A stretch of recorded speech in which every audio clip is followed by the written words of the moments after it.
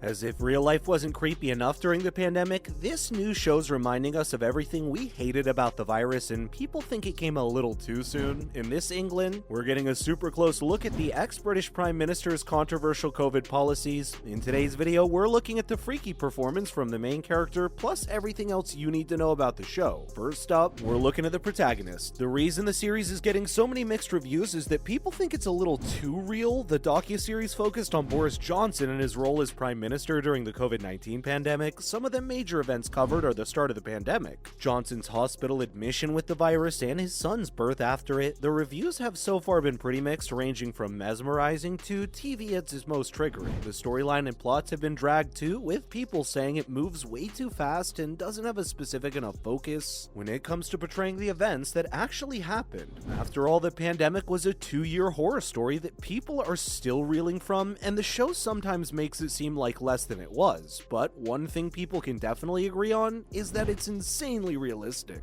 And that comes down to the man at the center of it all, the legendary actor Kenneth Branagh portraying Boris, and it's hard to believe that it's not the ex-Prime Minister himself on our screens. While some critics didn't love the wig and prosthetics too much, there's no denying the performance was incredible. In fact, one critic even said she had to turn the TV off after an extra realistic death scene, which was just painful for a lot of viewers. Some other news of his performance included sickeningly accurate and utterly convincing. Looks like everyone can agree that the series is only bad because it's too realistic, and that might be insensitive at a time like this when people are still recovering from the loss of their loved ones during the actual pandemic. Next, here's where and when to watch it. If you think you're ready to relive the pandemic, there's no better place to do it than this series, and we're telling you exactly where and when you can catch it and what to expect from the show. The show was released in the UK quite a while ago, which makes sense since it's based on their own government and former Prime Minister. For now, it's only available to stream within the country, and we don't know when or even if it's going to be released outside of the UK. But if you really want to watch it, it's a Sky original, which means you can watch it if you have a Sky subscription. More specifically, it's on Sky Atlantic, which means that you can catch it on a Now with an entertainment subscription. While we've already given you a decent idea of what to expect from the show, there are actually some pretty unique things about it as well. The biggest one of these is that it's based on first-hand testimonies and footage from people involved in the actual events, including staff from the Downing Street and the Scientific Advisory Group for Emergencies and Johnson's own personal life. We're going to be seeing some of the biggest controversies at the time, such as Dominic Cummings' trip to Durham and obviously Partygate, which is when Boris Johnson was having events at 10 Downing Street when even the Queen herself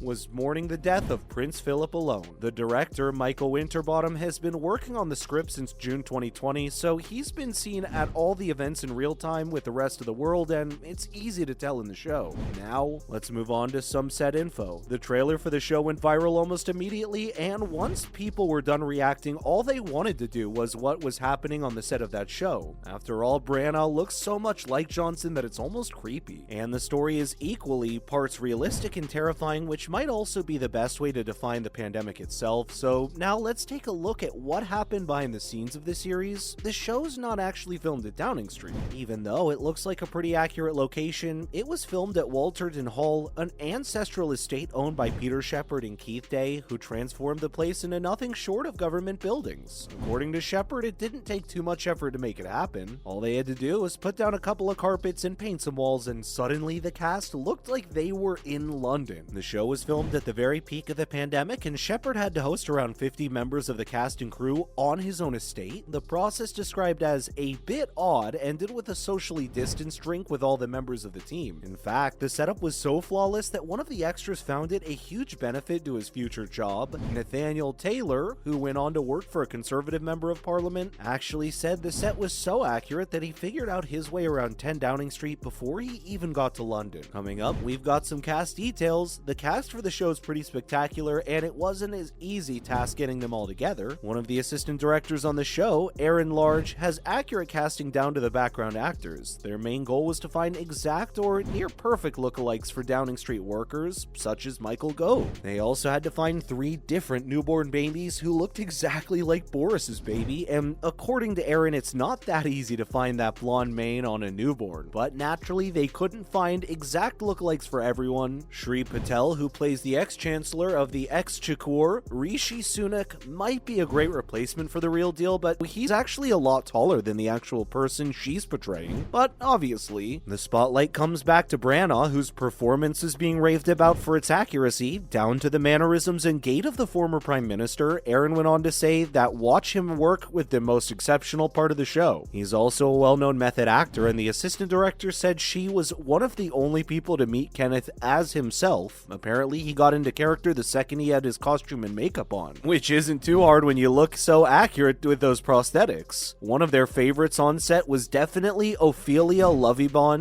who played Carrie Simmons and later Carrie Johnson when the PM married her. She compared the show to the drama surrounding the Tudors and talked about her experience playing people on TV when they were still appearing in real-life newspapers. Moving on, are we going to get a season 2? The 6 episodes we got were heavy enough for most people, but for those who need more UK government drama, there's definitely been some buzzing, wondering if another season will drop soon, covering more of the post-COVID story the way the hit show The Crown has covered history. The events of the show end around May 2020, and there's definitely a lot of the story left to cover, so it's natural that fans of the show are already wondering if we'll be seeing any more. Some of the events left to cover include the second and third waves of COVID, the details of Partygate, and the actual downfall of Boris Johnson. These were covered in a quick run-through at the very end, but naturally fans want more. It also had people thinking a second season was possible, but it looks like that's definitely not the case. Sky has confirmed that they have no plans for any more seasons, and they said that it was always meant to be a limited series since it focuses on a very specific and impactful period of history. The decision isn't actually a big surprise if you've been following the show for a bit, because the writer Michael Winterbottom said that he and the team had already decided to make the show end at May of 2020 point because the second wave would only include lessons learned in the first wave. This way, the show wouldn't end up getting repetitive and wouldn't be as appealing to viewers anymore. Now for the most important question, will Boris actually watch this? Obviously, when a show's made about a living person's life, everyone wonders if the person will actually watch it themselves. When Winterbottom first started working on the show about Johnson's early months in government, he never predicted he wouldn't actually be in power anymore by the time it aired. He hopes that the ex-PM will watch it and won't see it as an attack on himself, since that's not what it's intended to be. He did admit that if you don't like Boris, you'll think the series goes easy on him and vice versa. But that's a wrap for this video, my friends. What do you think of the show? Let us know in the comments below. Make sure to give this video a thumbs up and subscribe to our channel for more videos just like it.